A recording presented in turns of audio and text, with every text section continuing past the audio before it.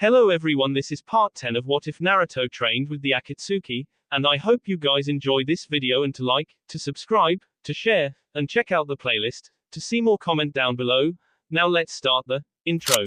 They call me a god. They call me a god.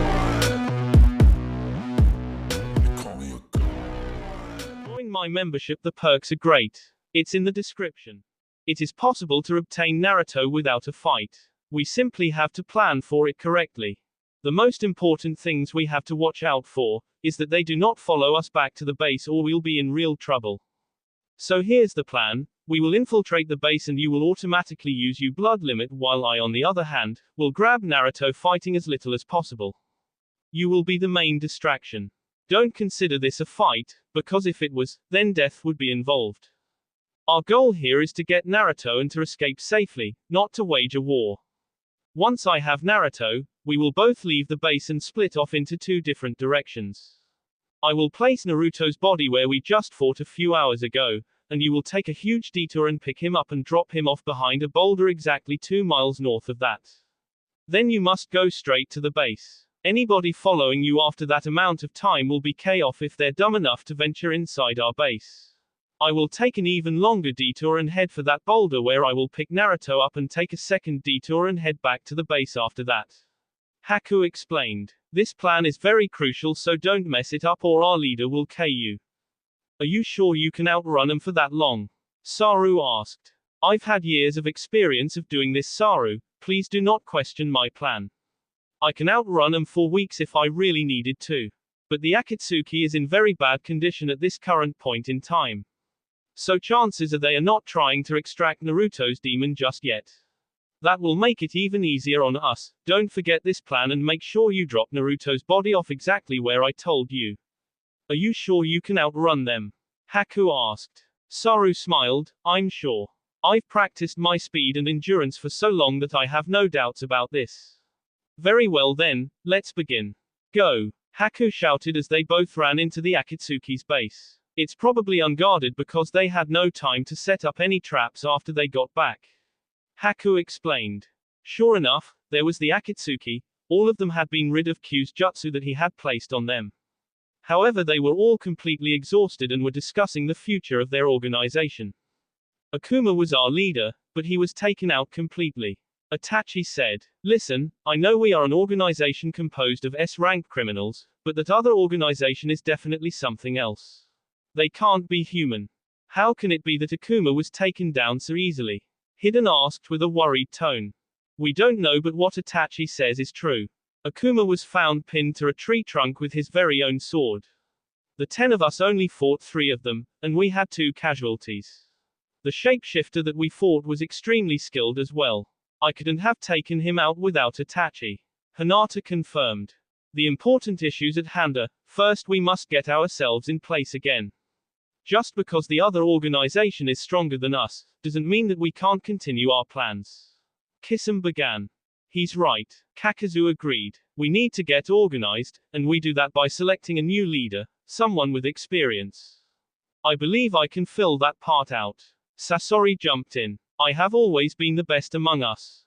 Don't even try to say that. Minio-Paksu shouted. You are probably among the worst. You only have experience but you lack intelligence and skill. I believe Itachi should lead us. The rest of the Akatsuki members began to agree. Itachi shook his head in disagreement, saying, no, I cannot lead us. My Sharingan is not what it used to be. Itachi, this is not your choice. If you are elected, then you must take Akuma's place. Hinata said. She's right. Kisame replied after. Very well, I will. Itachi was interrupted as Haku and Saru jumped inside. Sorry to rain on your little dispute, but we came here for Naruto. Haku said. The hell you'll take him.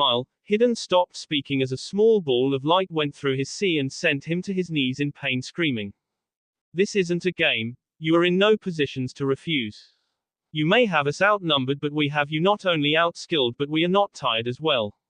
Saru said very seriously, creating another light ball in each of his rocky hands. Haku had no problem slipping out of the way between the small battle that was occurring. He also had no trouble finding the unconscious Naruto. Once obtained, Haku ran back and shouted, "Saru! I have him, let's go." Haku exited the base and Saru followed suit, taking a different direction this time. "It's okay," Itachi said to all the other Akatsuki members. "Let them go, it's a trap for us anyways. They are heading back to their base and we can't risk our lives for the Kyuubi. We will obtain its power some other time. For now we must concentrate on resting and setting up traps for the entrance to the base." Haku picked up Naruto from behind the boulder just like the plan had said. In a way he was proud of Saru for being able to follow orders correctly on such short notice. Naruto on the other hand, was beginning to wake up. Haku laid him down on the ground so Naruto could catch his breath and figure out what was going on. Naruto opened his eyes and looked around. After finally noticing Haku he asked, "Who are you?" "My name is Haku and I am here to rescue you." Haku lied. "I saved your life from the Akatsuki. You should be grateful. Your body is still too weak to move so I'll be carrying you from here on. I just thought you might want to rest so that's why I stopped." "Why are you doing this?" Naruto asked. "Because I have somebody very special to me that I have hopes to see again." Haku said. "I had to save you so I could get closer to doing that." "Who would that be?" Naruto asked again. "His name is Zabuza. He looked after me for so long and now he's frozen. I need to revive him back. He is my hope for the future." Haku answered. "You're from that organization, aren't you? I can tell from your cloak." Naruto said. "Yes, I am. I am from the Shouten, the most powerful organization in the world. And you are from the Akatsuki, raised with them since you were 13.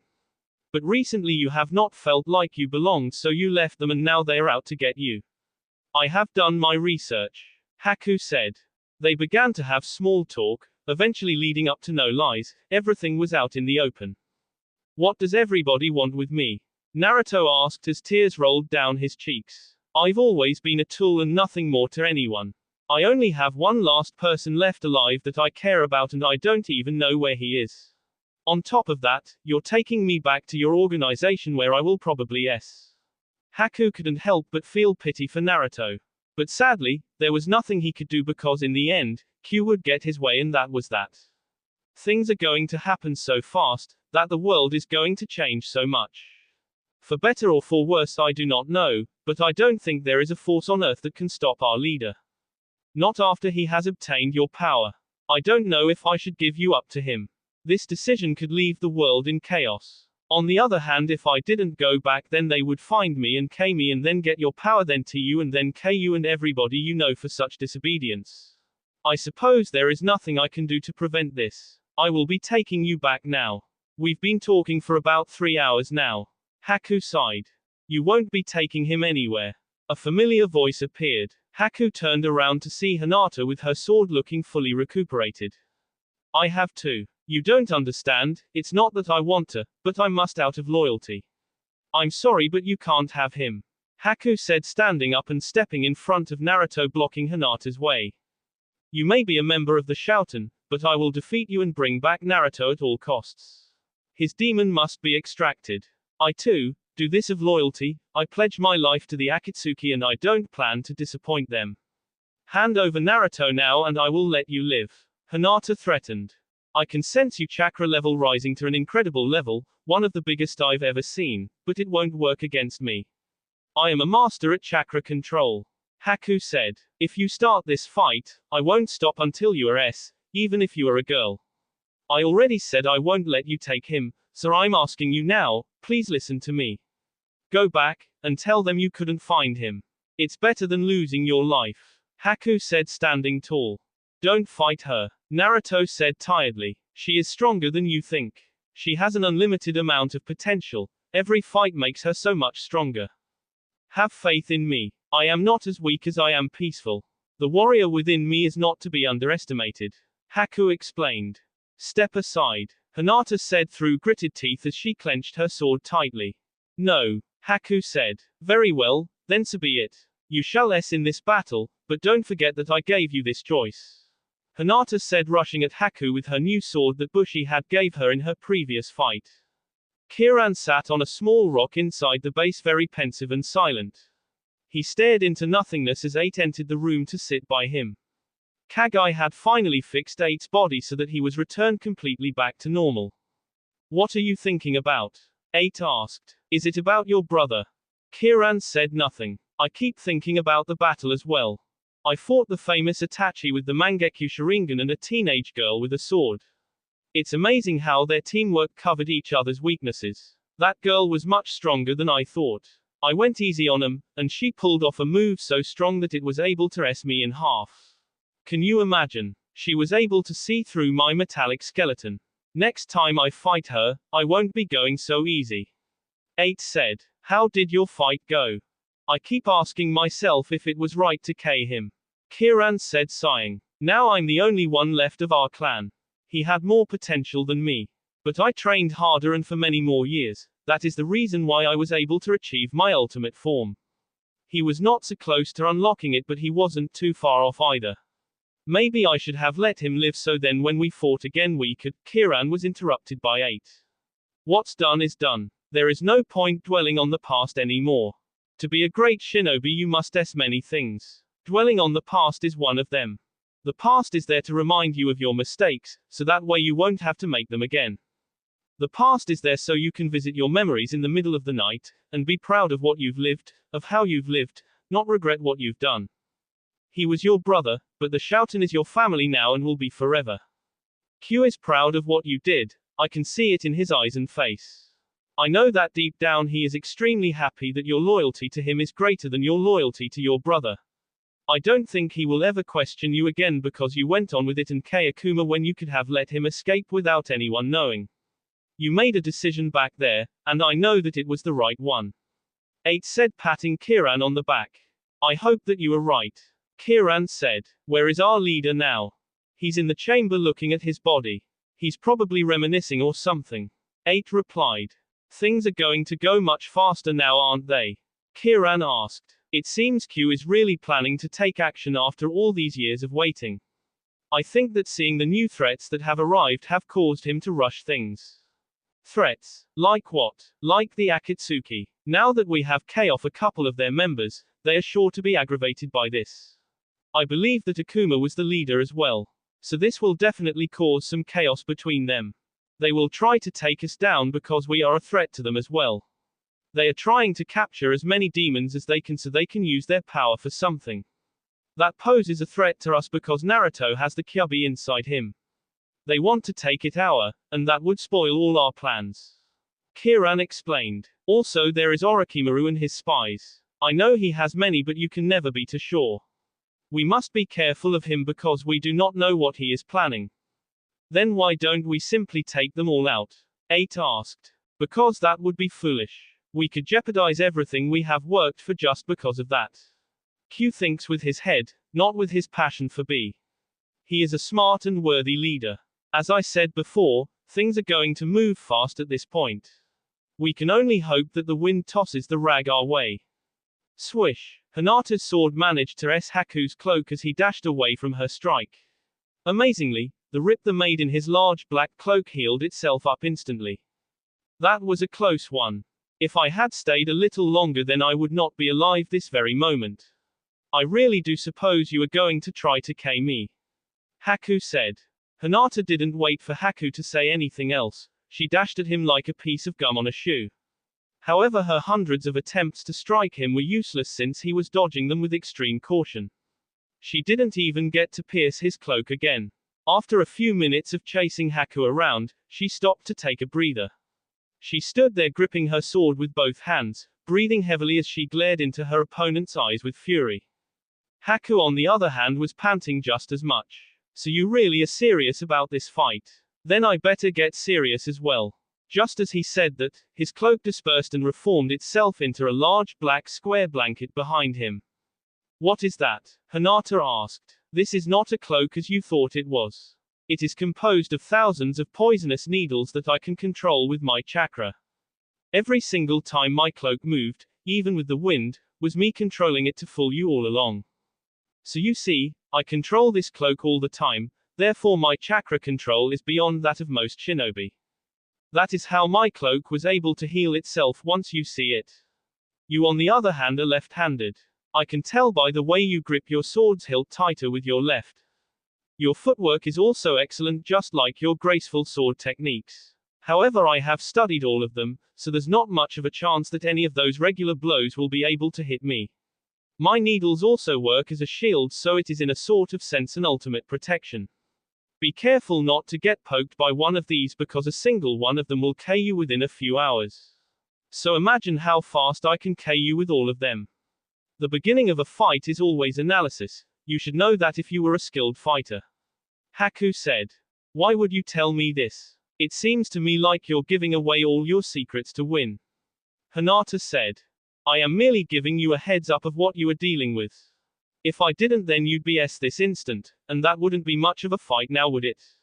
Haku explained. With that, they were at it again. Hinata was still attempting to see Haku, while this time trying to dodge the needles that came at her from time to time. Haku had so many open spots that he could strike her, but it was as if he was going easy on her, having fun. This, of course, only made Hinata more furious than she already was. It allowed her to swing faster and stronger, but even then Haku kept up. I'm going to have to step it up this time, Hinata said. Cage Bunshin. Suddenly, a sword appeared in her right hand, so now she was holding two of them. But that was not all. There were two swords that crossed each other attached to her back by a leather belt that had also appeared. She was definitely prepared this time. Tei Katana. Hinata shouted, swinging both her swords vertically towards Haku. There was a slightly visible wind that sped straight for Haku. Amazingly though, the wind disappeared when it got 5 feet from hitting Haku's body, as if nothing had ever occurred. How? Hinata screamed. It seems you are too inexperienced to understand. You apparently didn't listen to me when I explained my needles. You were supposed to look underneath the underneath. I am not going to tell you why your jutsu failed. I am going to tell you that it will never work against me, and that you are going to have to figure out for yourself why that is. Come, let us begin this battle. Haku said. Where is Haku? Kagai asked as Saru arrived to the base panting. Luckily he had not been followed, so he managed to arrive back safely. Haku's plan was to take a detour so he could lose the Akatsuki in case they chased us. He has Naruto's body and should be back soon. Saru said. Good. I'm glad you came back already, because our leader has just arranged a new mission for your training. Kagai said. Oh, what would that be? Saru asked inquisitively. He wants you to steal the sacred jutsu scrolls from the Sand Village. According to any village, this would be a very high S-rank mission, so it will not be easy. Another obstacle set up for you is that you must do this on your own. You can be sure that the Kazekage there will not let you get away without a fight. If you end up fighting the Kazekage and a few members of Anbu, then you got lucky. The worst that could happen is that every single shinobi in the village teams up against you, in which case you will S. But you pledged your life for this organization, so you must complete this mission. Kagai explained. If I am to fight him, is there anything I should know about the Kazekage? Saru asked. Well, he is a Jinchuriki, or demon vessel as we like to call it, that carries the one-tailed demon Shukaku. His name is Gara of the Sand. There are a few things that we do know about him that may help you in your battle against him. First is that he can control any sand around him by mixing it with chakra. Second is that he carries a gourd of sand on his back that aids him in battle as well. He uses his sand as an absolute defense by surrounding himself in a large sphere that is very tough to break. He also can use his sand as an offensive attack to surround your body and crush you, leaving you completely useless for life or S. We also did obtain a piece of information that relates to the Akatsuki. A few years ago they sent Naruto to capture him during the Chunin exams. The attempt failed and caused a great big stir in all the countries. However, after all these years, the Leaf and Sand Village have become allies once again. So do not be surprised if allies from the Leaf show up to aid them. As I said before, this is a high S-class mission, so do not underestimate anything there. Steal the scrolls and get back to the base without anyone on your trail. That is all, Kagai said. When do I leave? Now, Kagai said, dismissing Saru from his sight. Saru was obedient and fled from the base, quickly heading toward the Sand Village in his new black cloak. He did feel a little scared as well as eager to fight since he was going alone. I have been able to defeat an experienced Hokage, so I should be able to take down a young Kazekage if I try my best. I can't take this lightly. I need to see my brother again. Saru said to himself. Anything and everything Hinata tried against Haku was no use at all. He was too fast, even for her. He was way smarter and had much more battle experience. She was beginning to doubt if she could ever win. But the sad truth was that she could not back down anymore. It was too late. She had to carry on this fight to either live or at. So far she had made no progress as to figure out why none of her jutsus were working against her opponent. No matter how much she thought, she couldn't come up with a solution. Haku seemed to know where she would strike every single time. She was now extremely exhausted from the battle, but she had to continue on. Haku on the other hand had barely begun to sweat. He was panting as well from all the dodging he was doing. He hadn't laid a single finger on his opponent even though the battle could have been over already if he had chosen to. I am honestly tired of this. I'm sorry Hinata, but I'm going to have to end this. Demonic ice mirrors. Haku shouted as he formed a unique hand seal.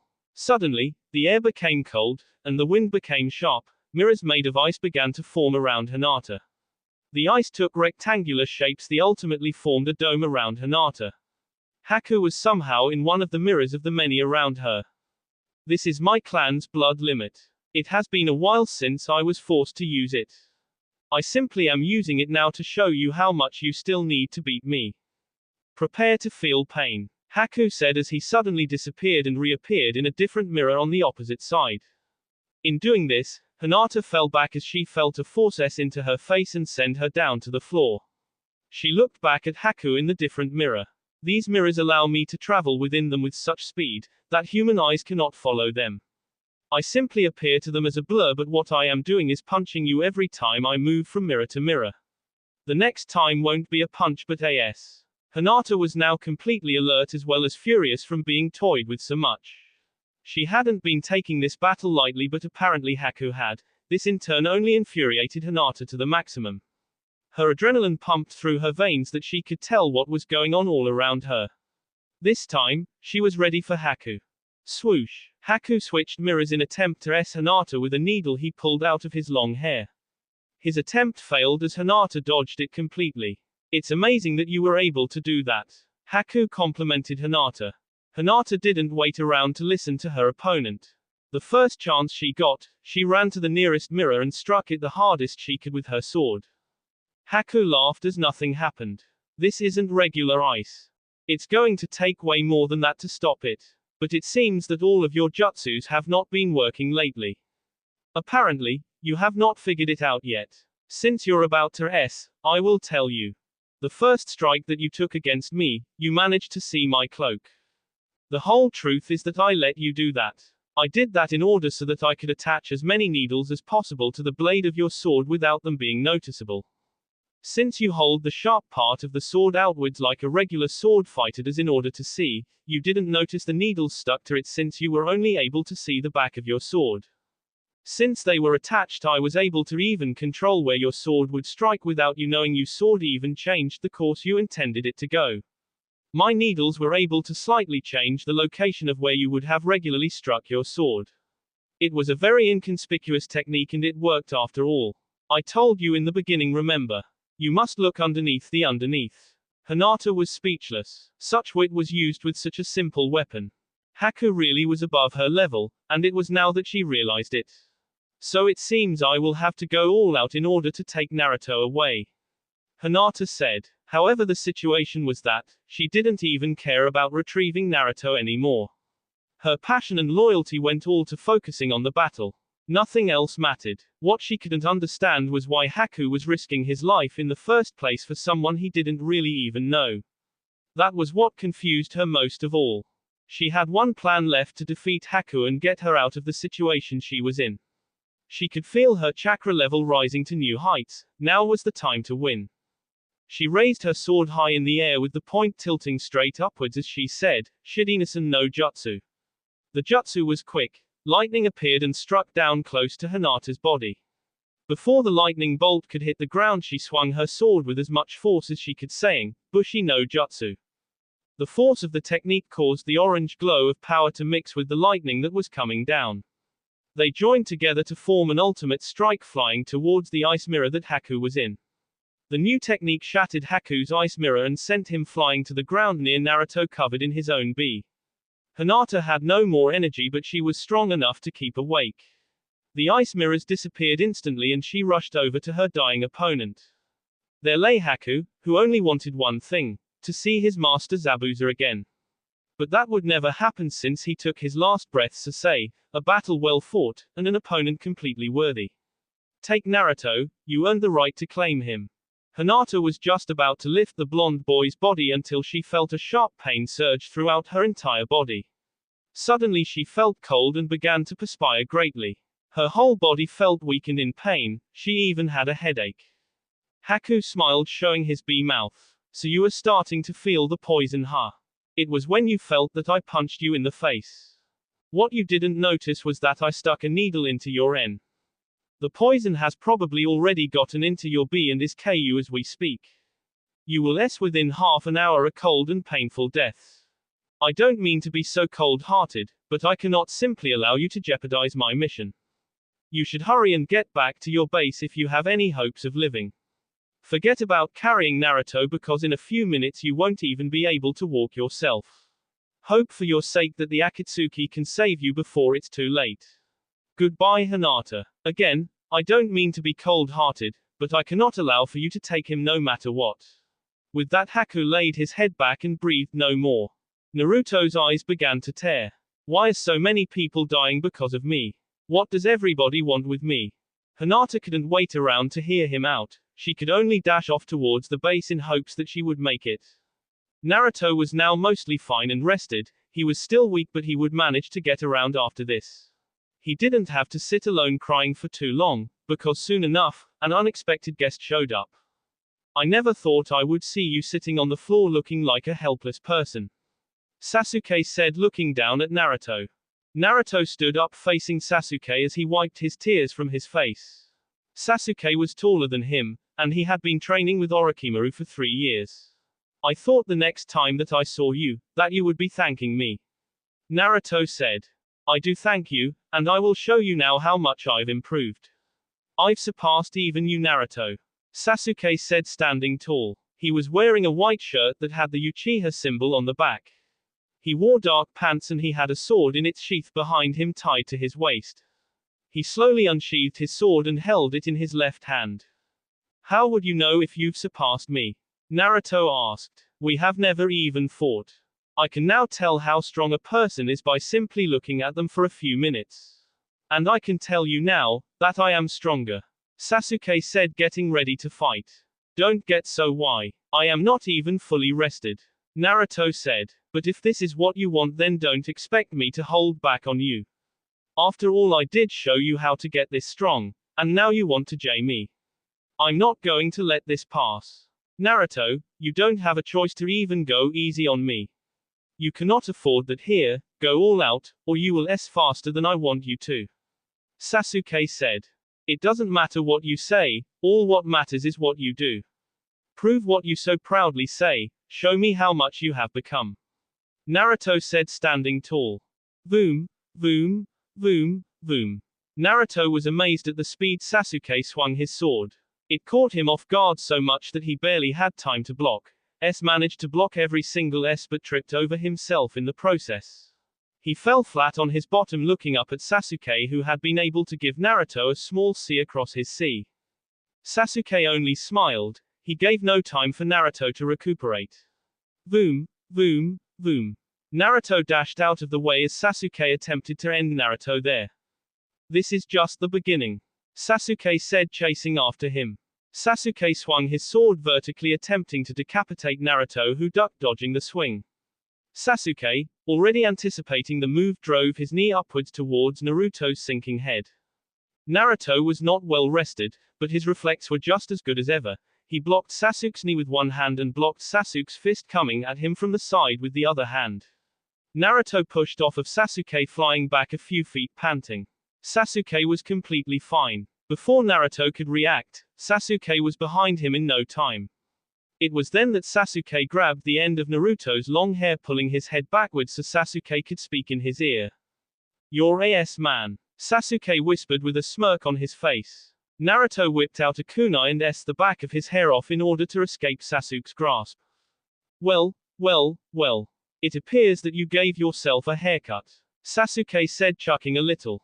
Naruto now looked as he did 3 years ago before his training. However, his facial features had matured by a lot and his height had grown.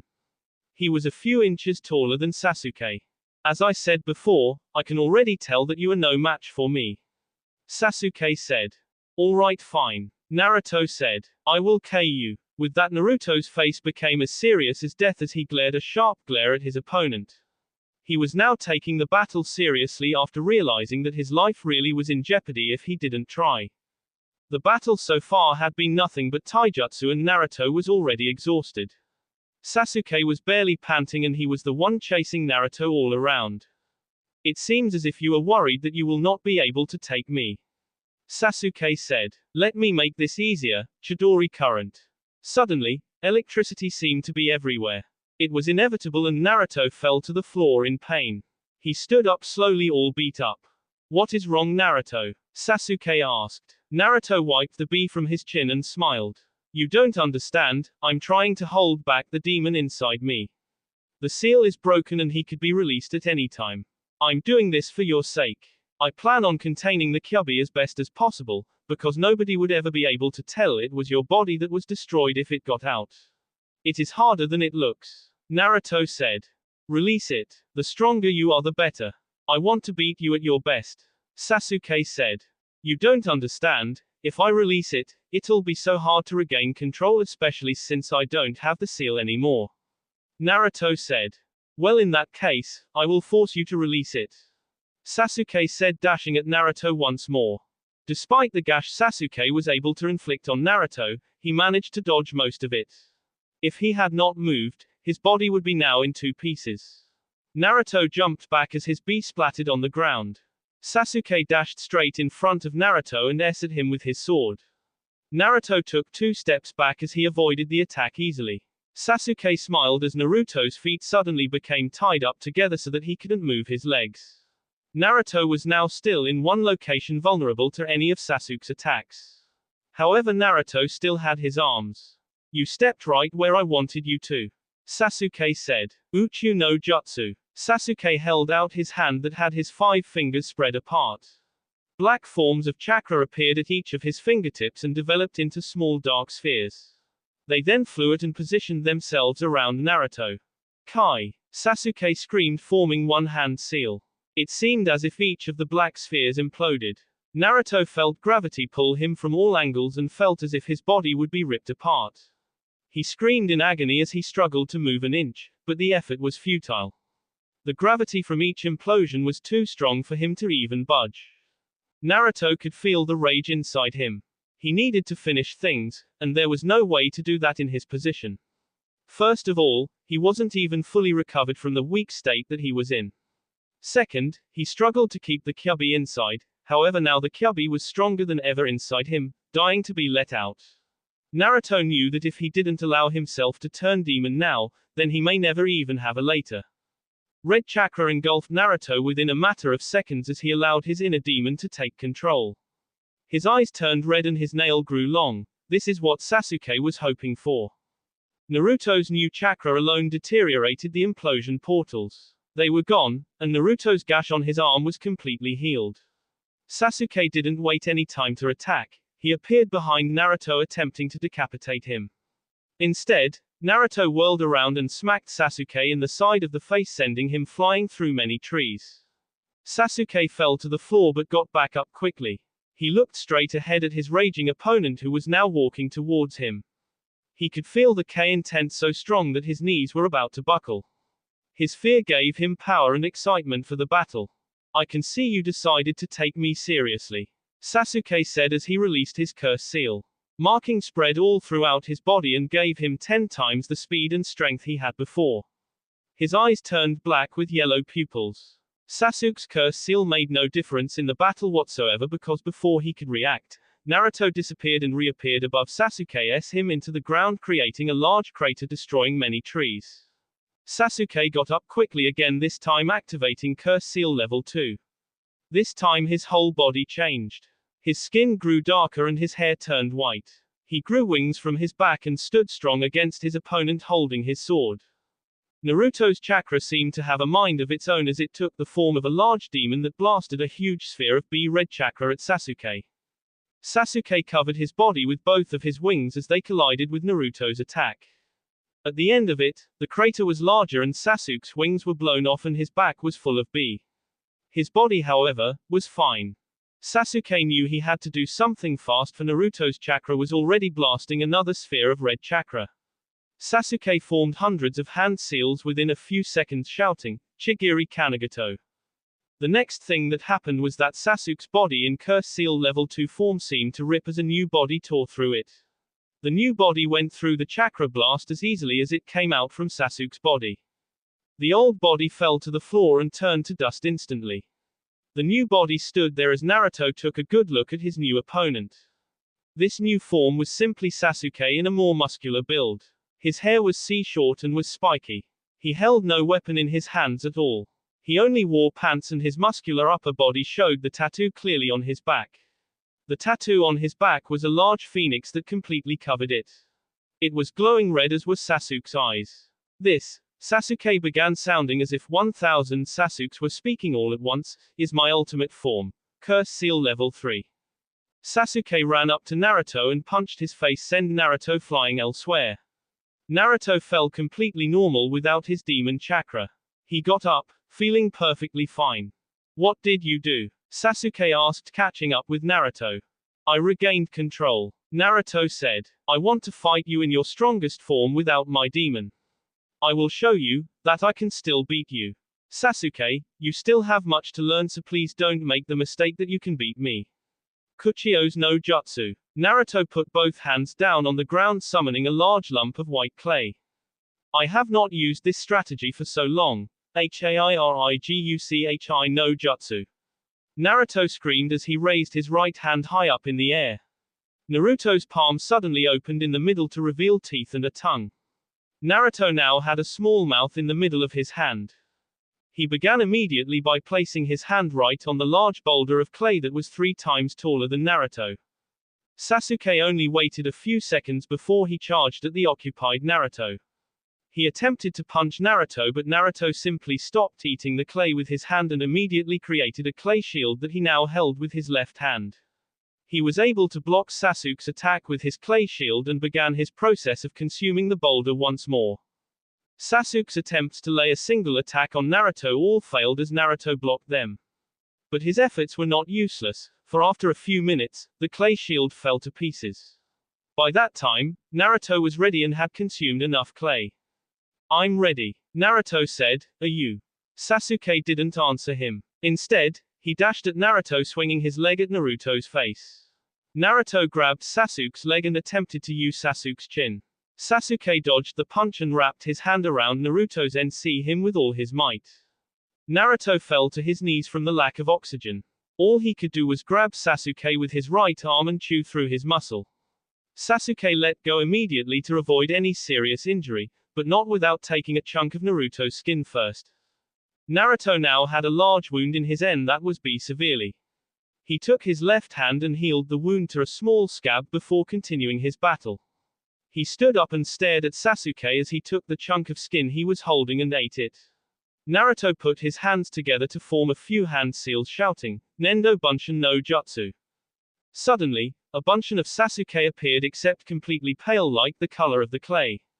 You think that a simple clone will be able to take me on? Sasuke asked, insulted. This isn't just an ordinary clone. Naruto said, smiling. The clay Sasuke dashed at the real one, saying, Chidori current. Electricity flowed throughout the atmosphere towards Sasuke. But he formed hand seals, saying, Shugo Akatsuki. A black sphere appeared around Sasuke, blocking all of the electricity passing by. Naruto smiled. So it appears that you know this move. It just so happens that I do too. It has a weak spot, underground. The Sasuke Bunshin disappeared and reappeared inside the sphere shield from under it. Boom. The Bunshin exploded and the shield was gone. Sasuke was left on the floor, back to his original form, almost unconscious. You are lucky that I did not use all of my power, Sasuke said.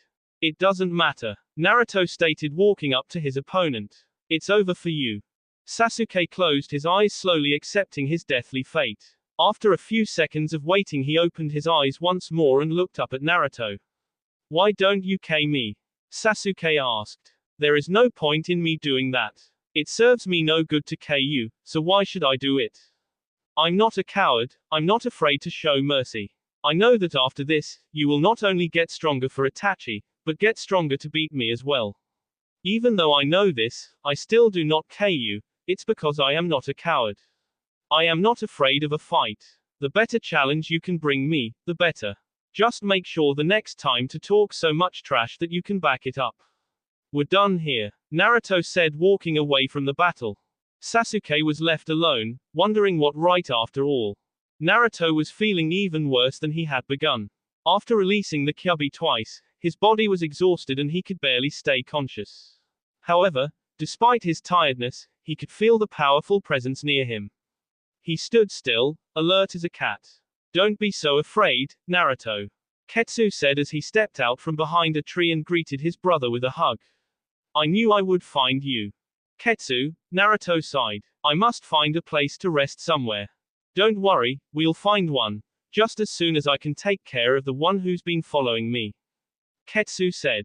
Naruto looked behind Ketsu to see Sasori, master of puppets, smiling deviously.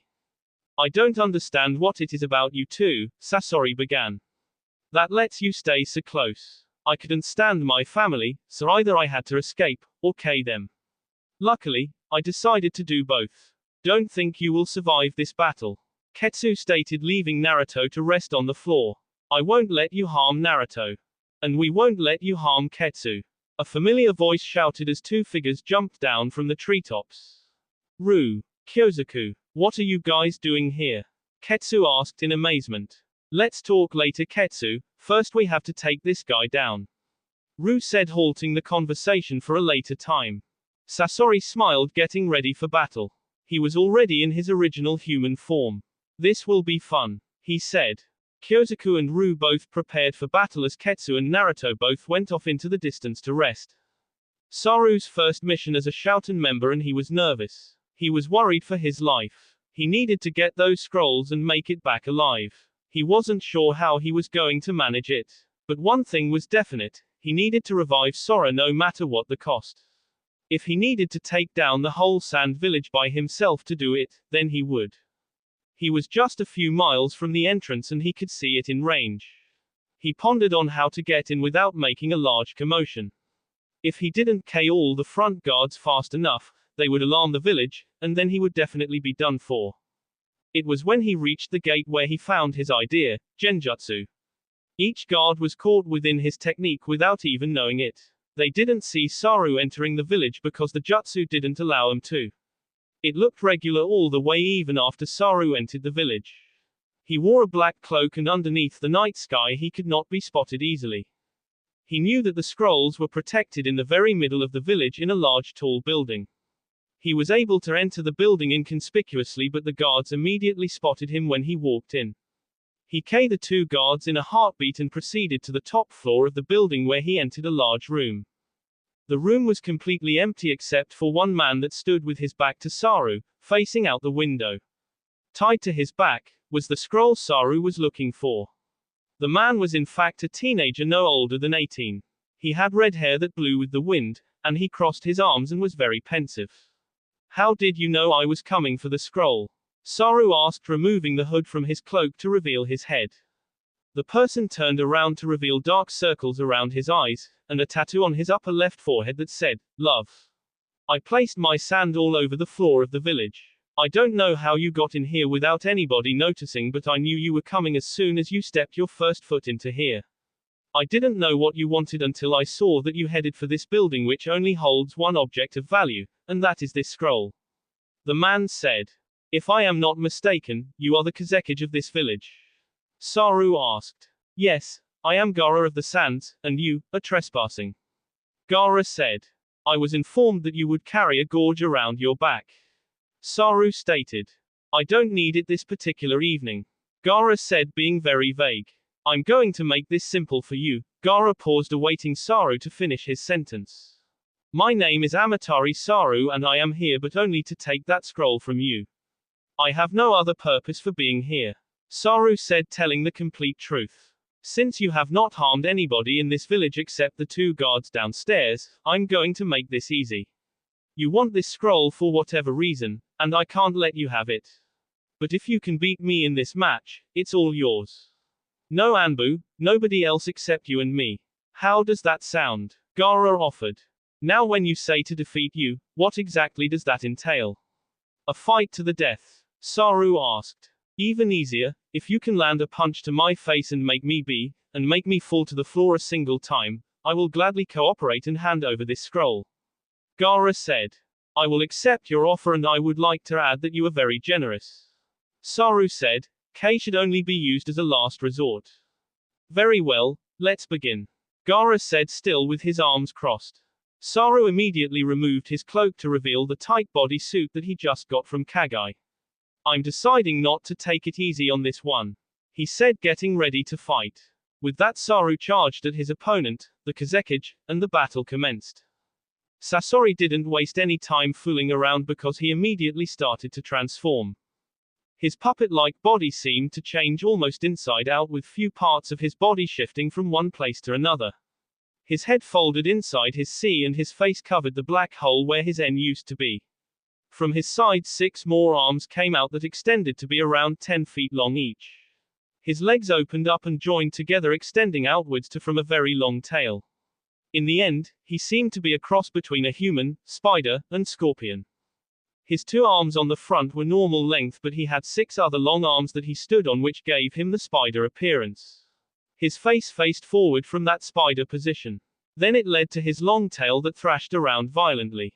The end of the tail split into 2 smaller tails that had a spike on the ends of them, just like his former shelter puppet that he walked around in. Like I said, I've improved myself from before. This is my masterpiece. I no longer collect puppets, I studied the ones I had. I studied them each for hours and found their best strength. I eventually added all the parts of 300 puppets to myself to create the ultimate one. Sasori said, smiling deviously. There is no escape from here. Why did you come? Ru asked him. I've been tracking Naruto ever since he was taken from our base. It was easier for my Neopaksu to heal me since I am but a puppet myself. So after healing up, I followed the trail Hinata left. I came across her and I helped her back to the base. I followed Naruto's trail all the way here. I can't let you escape, demon, we need your power. Sasori explained. I'm sorry that you made the mistake of coming yourself, because after this battle, the Akatsuki will have 1 less member. Kyosaku said, disappearing and reappearing standing on top of Sasori's back. Sasori's tail immediately dashed to Kyosaku, but her reflex were too fast. She moved to the side, dodging the attack, and grabbed the end of the tail with both of her arms. Mizu Kirim no Jutsu, Kyosaku said as suddenly the tail stopped moving at once. She jumped off and back to Ru. That is 1 less problem to take care of, she said. I jammed all of the joints in your tail by putting ice in between them. Your best bet is to break the tail off if you don't want it to slow you down. Kyosaku said. Fool, Sasori shouted. Do you think that matters? Suddenly, the tail unhinged itself from all the joints and fell to the ground in 20 pieces. Each piece hit the ground hard and made a small crack in the dirt. Each piece weighs about 100 pounds, even if you did lock my joints with ice, it would have made no difference. Now that I have removed the tail, I have become so much lighter. This happened faster than I expected, but it doesn't matter, I still have more tricks up my sleeve. Ru charged at him at full speed, swinging his staff as fast and as hard as he could, but despite his size, Sasori was incredibly fast. He dodged most of Ru's attacks, and the ones that were not dodged didn't even put a single scratch on Sasori. Kyosaku concentrated by herself, standing quietly on a rock, gathering chakra. Finally she created large spheres of water that could hold a child in it. Each of the 6 spheres chased after Sasori, but they were not fast enough to catch up either. Ru. Kyosaku shouted her opponent's name. I understand. Ru shouted back, figuring out the plan they had both put together. Ru's staff unscrewed at 2 points in his staff that connected to the middle piece with a short chain. He had 3 equal pieces and swung them around from the middle portion. His weapon looked like a long nunchuck with a middle piece. Ru's control of his staff became so much better and now he landed almost every single hit against his large opponent. This stunned Sasori only for a moment, but that was all that was needed. Ru dashed back quickly, avoiding the 6 water spheres that flew at Sasori.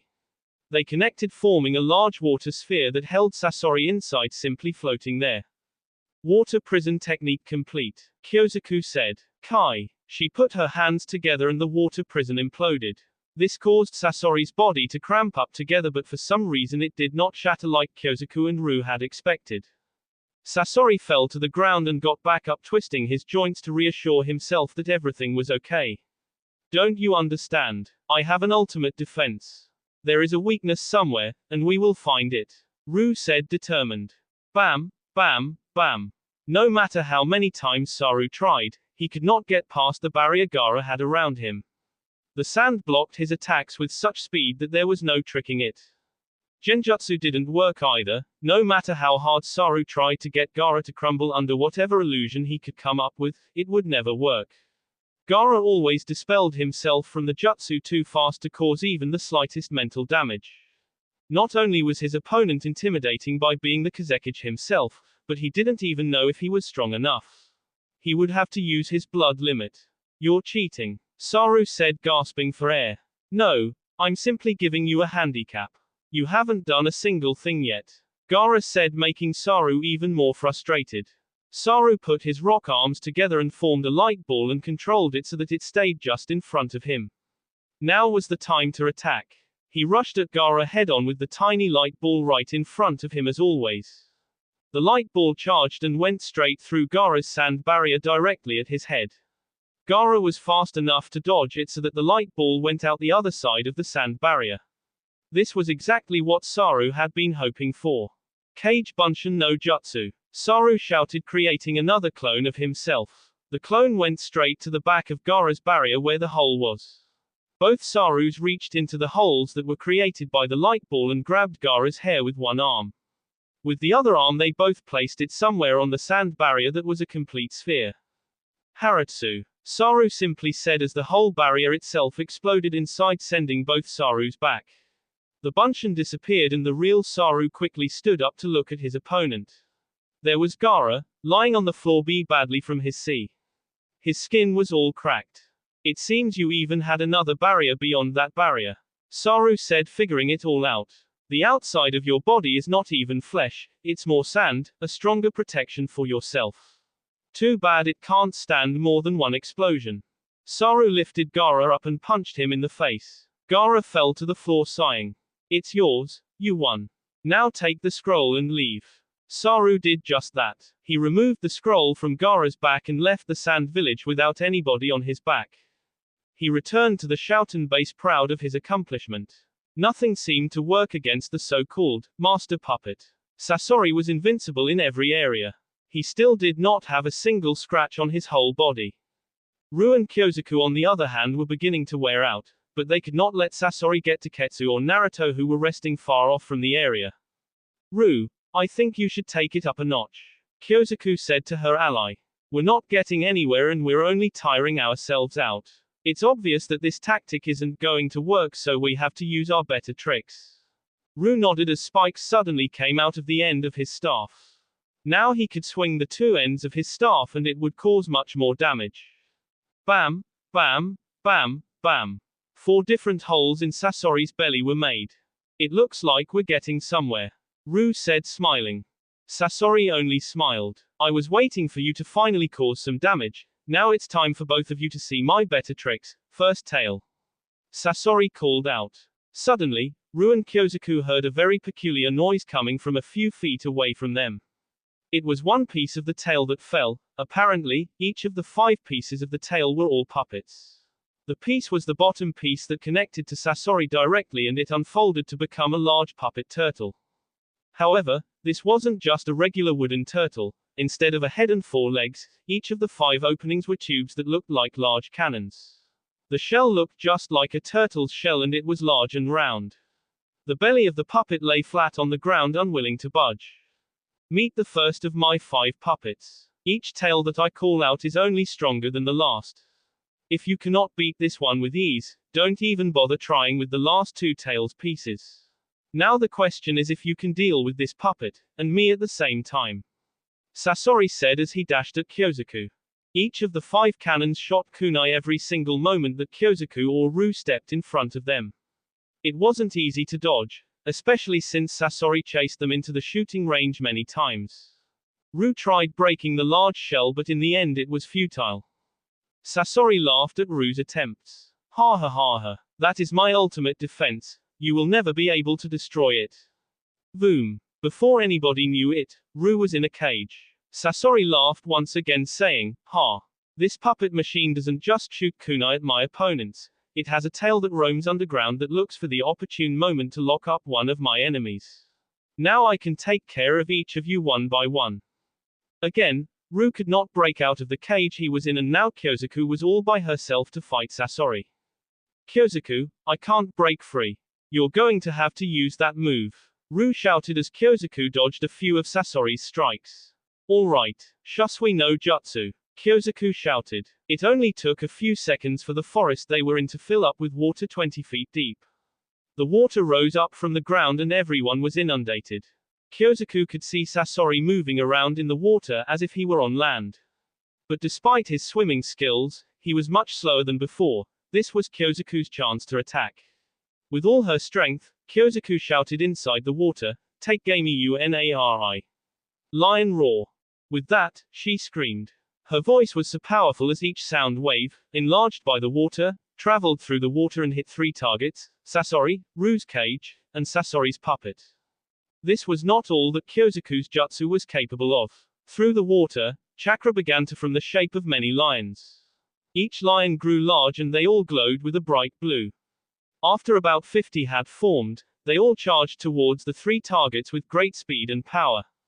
The lions would pass through the target leaving it more and more damaged than it was before the collision. Ru's cage shattered completely and he quickly swam to the surface. Sasori's puppet crumbled to pebbles leaving only a pile of kunai floating through the water. Sasori himself was the least hurt but he did sustain a good amount of damage. His whole body began to deteriorate as if it was rusting. After the lions all attacked, the water disappeared and Sasori was there unable to move as easily as before. What did you do? Sasori screamed in anger. Every time he moved one of his many joints, there was a sharp creaking sound as if it was about to snap. Kyosuke smiled as Ru ran back to her. The lion's roar. One of my most powerful techniques. Even though I can do it on land, it causes more damage underwater considering that the sound waves are amplified with the wave particles. I had 3 targets, and I needed you all within range. That's why I used the water. It slows you down and it causes more damage. That move is simply one of the many tricks we have with us. You won't be able to win. Even if you did manage to defeat us, it won't be long before your body rots away and decays. You will have nothing left. Either way, you go down. What a funny little girl. Sasori said. After I defeat you two, it won't take long to return to the base and fix myself up in no time. I have countless parts that I may use at my disposal. Now you were able to defeat a simple stand that shot kunai, just pray that you will be ready for this, second tail. The second part of the tail that was originally connected to the first formed itself into a huge sphere twice the size of Ru's height. The ball was brown and had hundreds of tiny holes all around it. The ball immediately began rolling towards Kyosuke and Ru who were constantly dodging the kunai that the sphere shot randomly at them. Ru, how are we going to break this? Kyosuke asked her friend. I can only think of one thing capable of doing this kind of job. We must thank Ketsu for teaching me this move. Ru said, stopping in his tracks, allowing the huge ball to catch up to him about to roll over his body. Saru, well done. Kagai congratulated Saru as he entered the Shouten base with the scroll on his back. It was actually easier than I thought. Saru said, still wondering why that was. He placed the scroll on a nearby table so Kagai could inspect it. As Kagai opened it up, he saw that the scroll was almost completely blank. The only thing written on the inside read, "You didn't think I would hand it over so easily, did you?" With that read, the scroll turned into sand and fell to the floor. That will be all for this video. Be sure to like, subscribe, share, and comment down below for more videos. Goodbye.